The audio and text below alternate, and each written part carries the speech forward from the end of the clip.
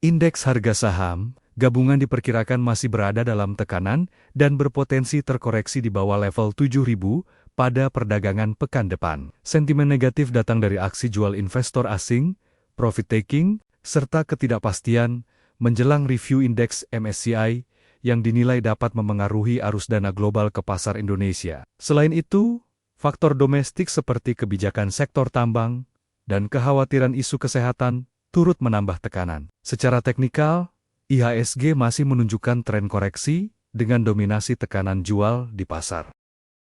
Ya pemirsa, Otoritas Jasa Keuangan menegaskan bahwa arus dana keluar di pasar modal Indonesia saat ini lebih dipengaruhi oleh dinamika global.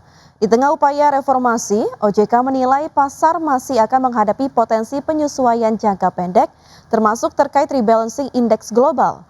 Namun dampaknya diyakini hanya bersifat sementara. Ketua Dewan Komisioner Otoritas Jasa Keuangan Friederika Widiasari Dewi menegaskan bahwa arus dana keluar atau outflow di pasar modal Indonesia saat ini lebih dipengaruhi oleh dinamika global, bukan semata faktor domestik. Friederika menjelaskan bahwa tekanan terhadap pasar modal tidak lepas dari kondisi geopolitik dan geoekonomi global, termasuk kebijakan suku bunga tinggi yang dipertahankan oleh Bank Sentral Amerika Serikat. Hal tersebut disampaikan OJK usai rapat terbatas bersama Presiden Prabowo Subianto dan Komite Stabilitas Sistem Keuangan di Istana Merdeka pada Selasa 5 Mei 2026.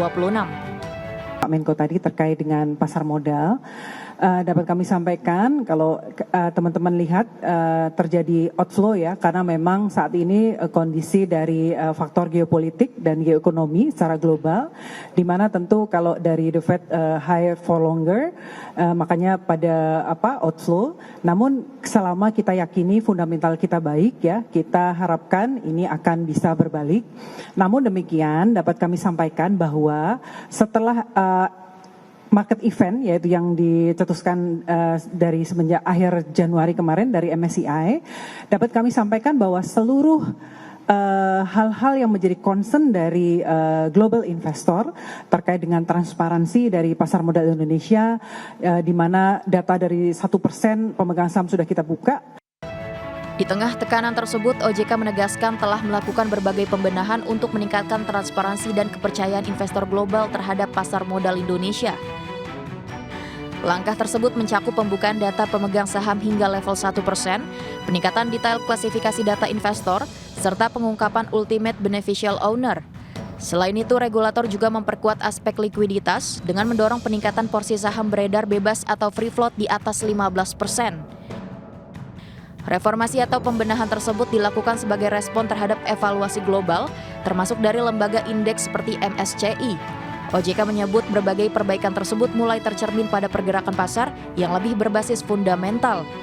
OJK menilai indeks harga saham gabungan kini bergerak sejalan dengan indeks-indeks utama seperti LQ45 dan IDX 30. Kedepan, pasar masih akan menghadapi potensi penyesuaian jangka pendek, termasuk terkait rebalancing indeks global.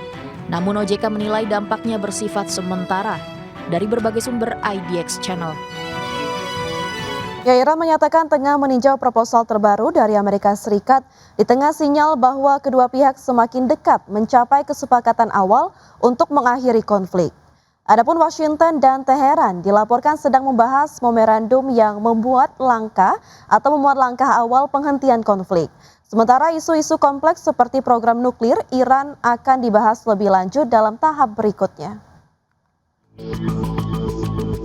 Iran menyatakan tengah meninjau proposal terbaru dari Amerika Serikat di tengah sinyal bahwa kedua pihak semakin dekat mencapai kesepakatan awal untuk mengakhiri konflik di kawasan Teluk. Seorang juru bicara Kementerian Luar Negeri Iran mengatakan Teheran akan segera menyampaikan responnya melalui Pakistan. Negara tersebut sebelumnya menjadi tuan rumah satu-satunya perundingan damai dan kini berperan sebagai penghubung utama komunikasi antara Iran dan Amerika Serikat. Sumber yang mengetahui proses mediasi menyebutkan Washington dan Teheran sedang membahas memorandum 1 halaman berisi 14 poin sebagai langkah awal penghentian konflik. Isu-isu kompleks seperti program nuklir Iran akan dibahas lebih lanjut dalam tahap berikutnya. Presiden Amerika Serikat Donald Trump tidak merinci isi proposal tersebut, namun menyebut konflik bisa berakhir jika Iran menyetujui apa yang telah disepakati. Ia juga menilai masih terlalu dini untuk membahas pertemuan langsung guna menandatangani perjanjian. Sumber dari Pakistan pun menegaskan kesepakatan semakin dekat. Kabar potensi kesepakatan langsung mengguncang pasar global.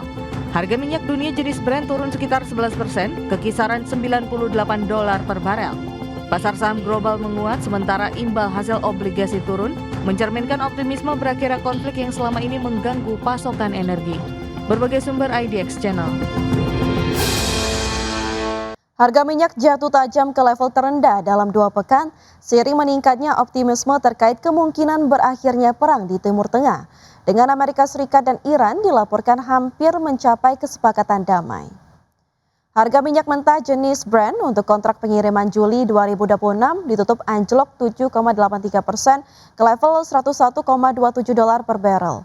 Sedangkan harga minyak mentah jenis West Texas Intermediate untuk kontrak pengiriman Juni 2026 ditutup anjlok 7,03% ke level $95,08 per barrel. Sebuah sumber dari mediator Pakistan mengatakan Amerika Serikat dan Iran hampir mencapai kesepakatan awal. Iran mengatakan bahwa mereka sedang meninjau proposal terbaru Amerika Serikat, di mana seorang juru bicara Kementerian Luar Negeri Iran mengungkapkan bahwa Iran akan segera menyampaikan tanggapannya melalui Pakistan. Iran sendiri sebelumnya mengatakan bahwa mereka hanya akan menerima kesepakatan yang adil dan komprehensif.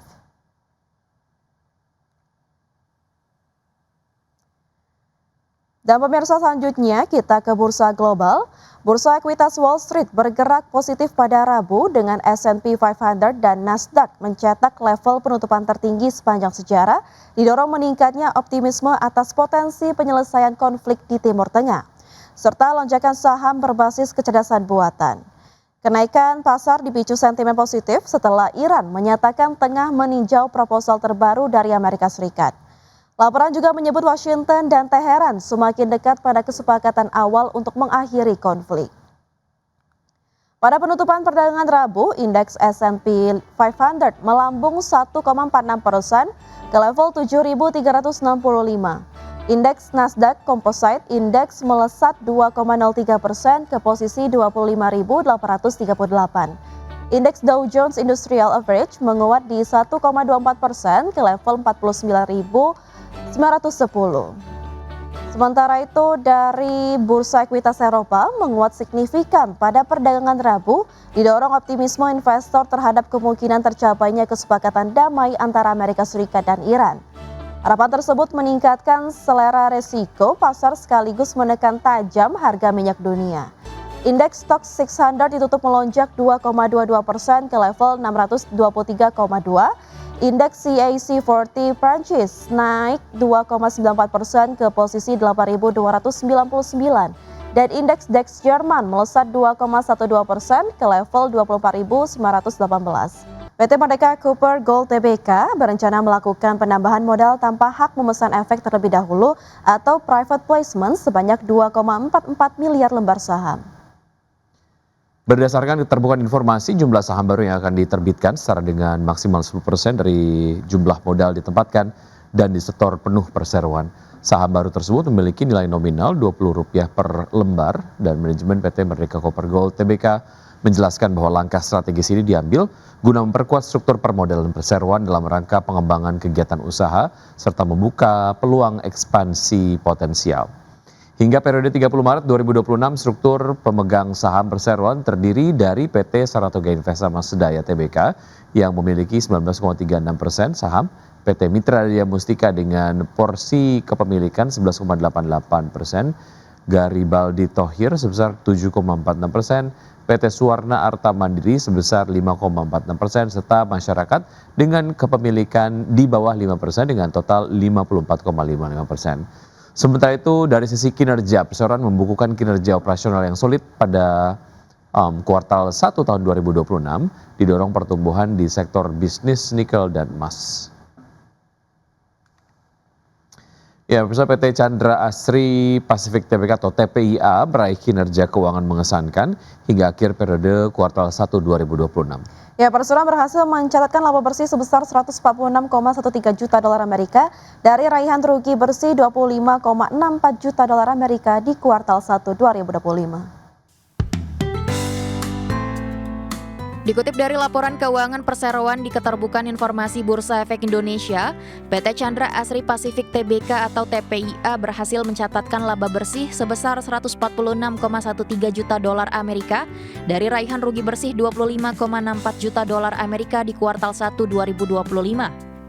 Sementara pendapatan perseroan tercatat sebesar 2,40 miliar dolar Amerika, melesat 286,40% year on year dibandingkan pendapatan perseroan di kuartal 1 2025 di 622,09 juta dolar Amerika Serikat. Mayoritas pendapatan perseroan berasal dari segmen bisnis energi 1,45 miliar dolar Amerika dan menjadi sumber pendapatan baru bagi perseroan. Pendapatan dari segmen kimia 1,09 miliar dolar Amerika tumbuh 33,72% year on year dari periode sebelumnya di 813,52 juta dolar Amerika. Pendapatan dari segmen infrastruktur di 87,50 juta dolar Amerika naik 68,24% year on year dari sebelumnya di 52,01 juta dolar Amerika. Perseroan berhasil membukukan laba sebelum pajak 230,51 juta dolar Amerika berbanding terbalik dari kuartal 1 2025 yang mengalami rugi sebelum pajak 31,86 juta dolar Amerika. Sementara itu, beberapa komponen beban perseroan mengalami kenaikan.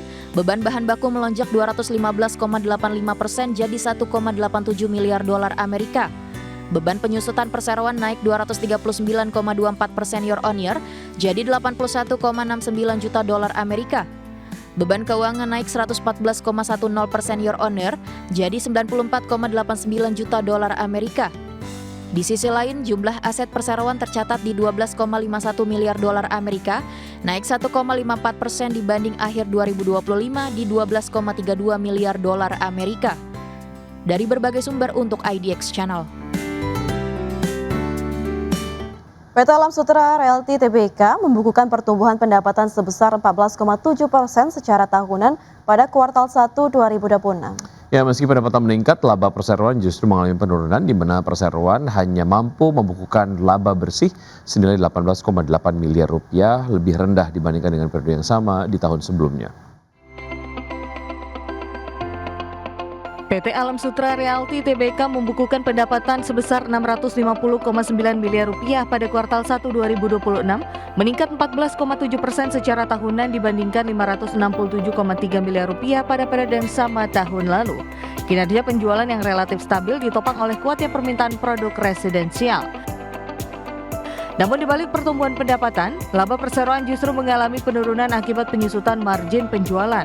Direktur Corporate Finance PT Alam Sutera Realty Tbk Edward Tanuwijaya mengatakan, pertumbuhan pendapatan terutama ditopang oleh segmen real estate yang melonjak 20,7% secara tahunan menjadi 426,7 miliar rupiah.